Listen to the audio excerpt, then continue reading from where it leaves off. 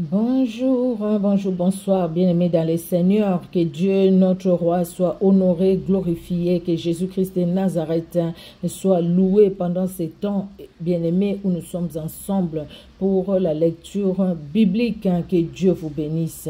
Merci, Seigneur Dieu de gloire, pour ce temps que tu nous accordes, éternel. Ce n'est que grâce, grâce sur grâce. Nous ne méritons pas, Seigneur Dieu de gloire, d'être là, d'avoir la soif même de ta parole. Nous ne les méritons pas, mais c'est ta grâce dans nos vies, afin que nous puissions lire ta parole, rester au contact de ta parole, pour te connaître encore davantage, éternel, pour connaître, Seigneur Dieu de gloire, nos devoirs aussi, nos droits devant toi, éternel Dieu souverain, pour savoir aussi, Seigneur Dieu de gloire, ce que nous devrions faire, comment nous repentir, comment nous approcher de toi, éternel Dieu souverain. Merci et merci encore, car ton amour est au-dessus de tout, ta bonté, ta fidélité est au-dessus de tout, Seigneur. Merci de bénir ces moments, de bénir ces instants, au nom de Jésus-Christ.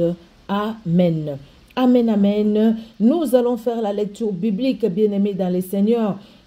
Nous allons lire, nous allons écouter, je vais mettre la Bible déjà lue, et puis moi je vais lire les psaumes 70 et les proverbes 24, 28.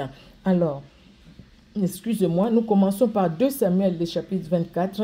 Nous allons lire Ézéchiel, chapitre 31, Galates, chapitre 4, les psaumes 70, Proverbes 24, verset 8.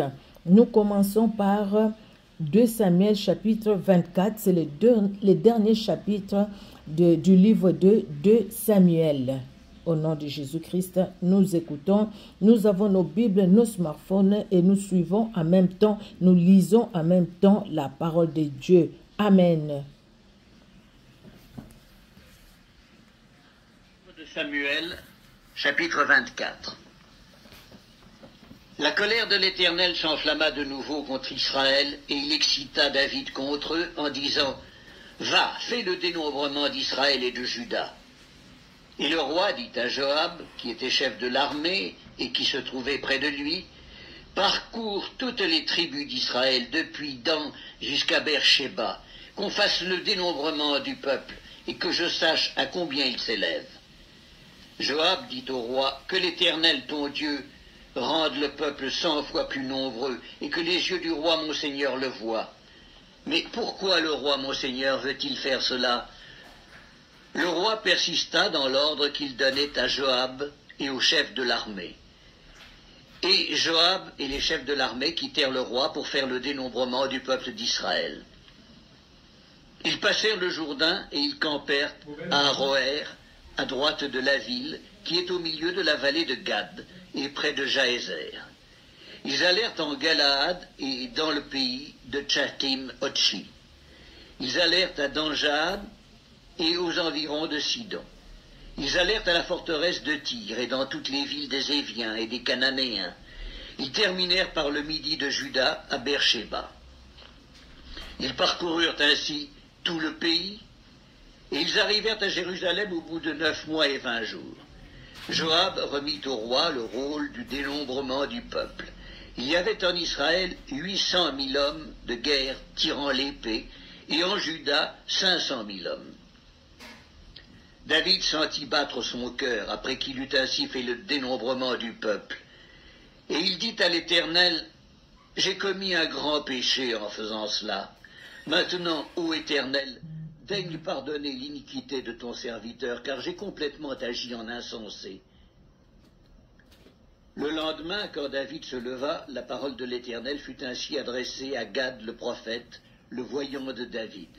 « Va dire à David, ainsi parle l'Éternel, je te propose 3 fléaux, choisis-en un et je t'en frapperai. » Gad alla vers David et lui fit connaître la chose en disant, « Veux-tu 7 années de famine dans ton pays, ou bien 3 mois de fuite devant tes ennemis qui te poursuivront, ou bien 3 jours de peste dans ton pays? Maintenant choisis et vois ce que je dois répondre à celui qui m'envoie. » David répondit à Gad, « Je suis dans une grande angoisse. Oh, tombons entre les mains de l'Éternel, car ses compassions sont immenses, mais que je ne tombe pas entre les mains des hommes. » L'Éternel envoya la peste en Israël depuis le matin jusqu'au temps fixé. et dedans, à Beersheba, il mourut 70 000 hommes parmi le peuple. Comme l'ange étendait la main sur Jérusalem pour la détruire, l'Éternel se repentit de ce mal, et il dit à l'ange qui faisait périr le peuple, « Assez, retire maintenant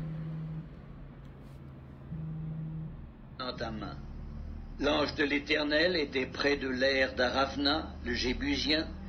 David, voyant l'ange qui frappait parmi le peuple, dit à l'Éternel, « Voici, j'ai péché, c'est moi qui suis coupable, mais ces brebis qu'ont-elles fait?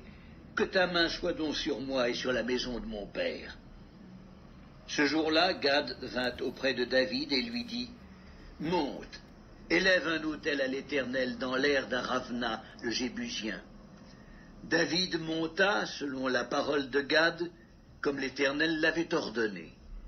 Aravna regarda, et il vit le roi et ses serviteurs qui se dirigeaient vers lui. Et Aravna sortit, et se prosterna devant le roi, le visage contre terre. Aravna dit, « Pourquoi mon seigneur le roi vient-il vers son serviteur ?»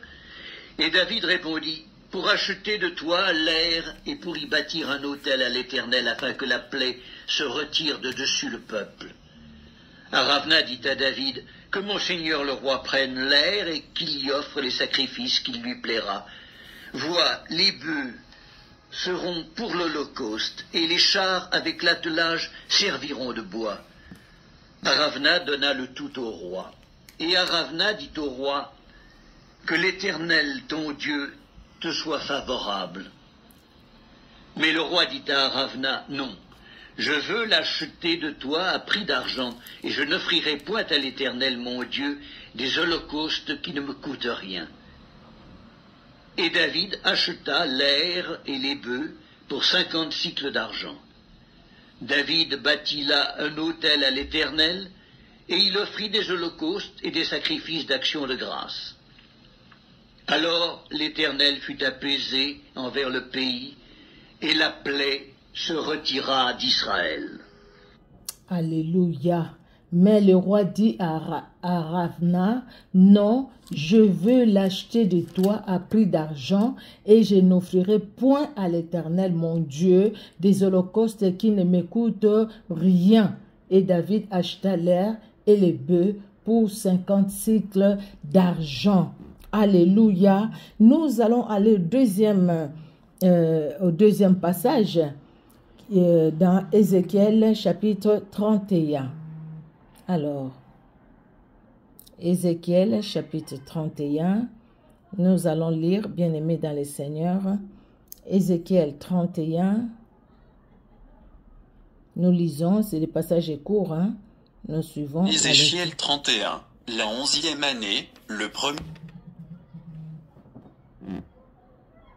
jour du 3e mois, la parole de l'Éternel me fut adressée, en ces mots, « Fils de l'homme, dis à Pharaon, roi d'Égypte, et à sa multitude, à qui ressembles-tu dans ta grandeur? Voici, la Syrie était un cèdre du Liban, ses branches étaient belles, son feuillage était touffu, sa tige élevée, et sa cime s'élançait au milieu d'épais rameaux. Les eaux l'avaient fait croître, l'abîme l'avait fait pousser en hauteur, des fleuves coulaient autour du lieu où il était planté, et envoyaient leurs canaux à tous les arbres des champs. C'est pourquoi sa tige s'élevait au-dessus de tous les arbres des champs, ses branches avaient multiplié, ses rameaux s'étendaient, par l'abondance des eaux qu'il avait fait pousser. Tous les oiseaux du ciel nichaient dans ses branches, toutes les bêtes des champs faisaient leurs petits sous ses rameaux, et de nombreuses nations habitaient toutes à son ombre. Il était beau par sa grandeur, par l'étendue de ses branches, car ses racines plongeaient dans des eaux abondantes.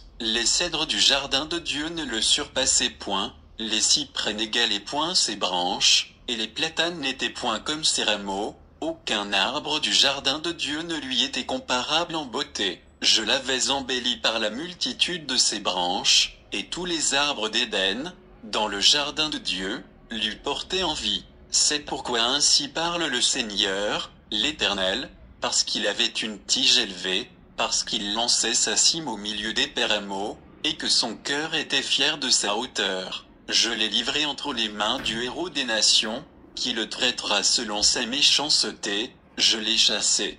Des étrangers, les plus violents des peuples, l'ont abattu et rejeté. Ses branches sont tombées dans les montagnes et dans toutes les vallées. Ses rameaux se sont brisés dans tous les ravins du pays, et tous les peuples de la terre se sont retirés de son ombre, et l'ont abandonné. Sur ses débris sont venus se poser tous les oiseaux du ciel, et toutes les bêtes des champs ont fait leur gîte parmi ses rameaux, afin que tous les arbres près des eaux n'élèvent plus leurs tiges, et qu'ils ne lancent plus leurs cimes au milieu des pérameaux, afin que tous les chênes arrosés d'eau ne gardent plus leur hauteur, car tous sont livrés à la mort, aux profondeurs de la terre, parmi les enfants des hommes, avec ceux qui descendent dans la fosse. Ainsi parle le Seigneur, l'Éternel, le jour où il est descendu dans le séjour des morts, j'ai répandu le deuil, j'ai couvert l'abîme à cause de lui, et j'en ai retenu les fleuves, les grandes eaux ont été arrêtées, j'ai rendu le Liban triste à cause de lui, et tous les arbres des champs ont été desséchés.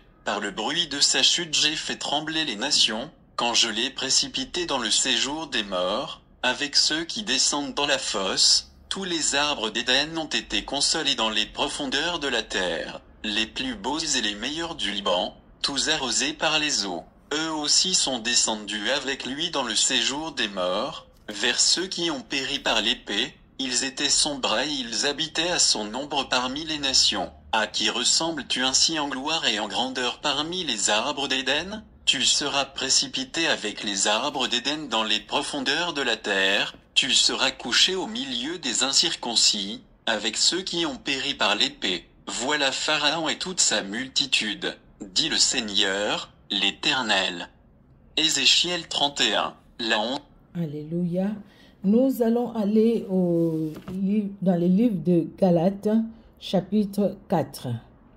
Alors, livre de Galates dans le Nouveau Testament, Galates au chapitre 4.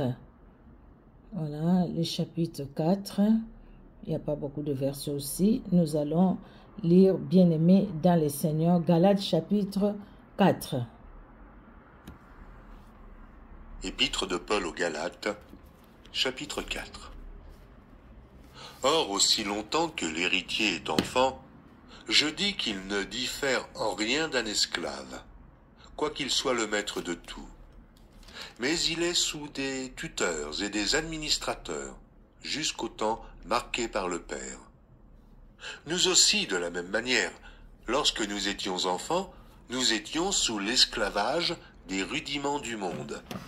Mais, lorsque les temps ont été accomplis, Dieu a envoyé son Fils, né d'une femme, né sous la loi, afin qu'il rachetât ceux qui étaient sous la loi, afin que nous reçussions l'adoption.